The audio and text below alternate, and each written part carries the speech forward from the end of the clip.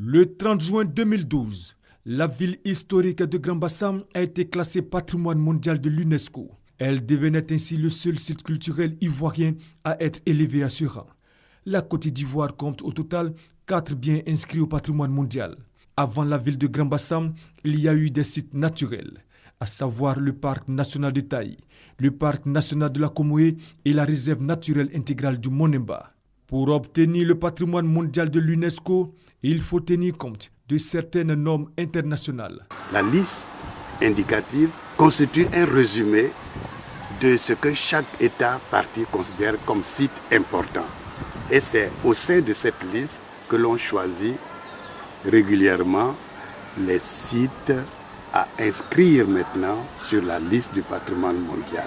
Il y a une très belle volonté politique qui accompagne la sauvegarde et la conservation de ces sites.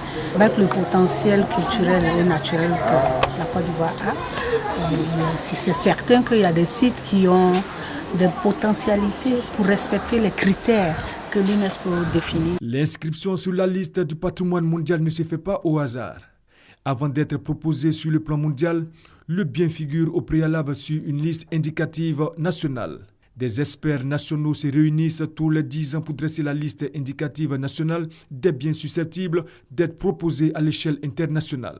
Cette année, les experts nationaux et internationaux se sont réunis à Dabou pour réviser cette liste indicative nationale conformément à la Convention de 1972 concernant la protection du patrimoine mondial culturel et naturel. Au sortir des réflexions, 2 sites ont été retenus pour figurer sur la liste indicative nationale existante.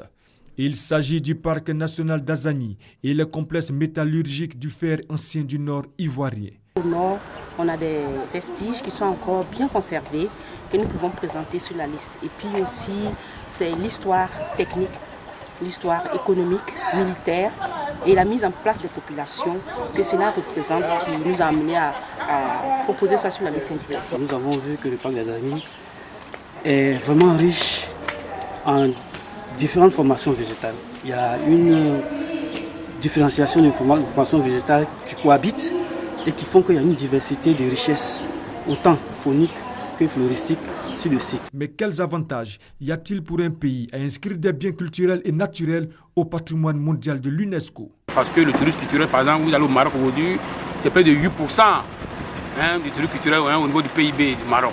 Il y a la notoriété nationale, la notoriété internationale lorsque vous avez un site inscrit au patrimoine mondial.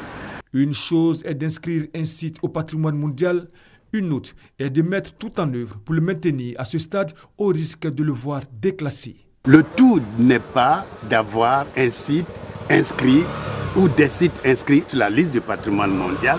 Encore faut-il les sauvegarder, les préserver et les sécuriser en sauvegardant leur valeur universelle exceptionnelle.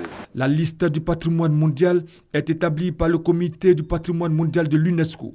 La Côte d'Ivoire, qui aspire à l'émergence à l'horizon 2020, veut aller au-delà de 4 biens inscrits au patrimoine mondial. Les experts nationaux sont donc à pied d'œuvre pour réussir ce pari.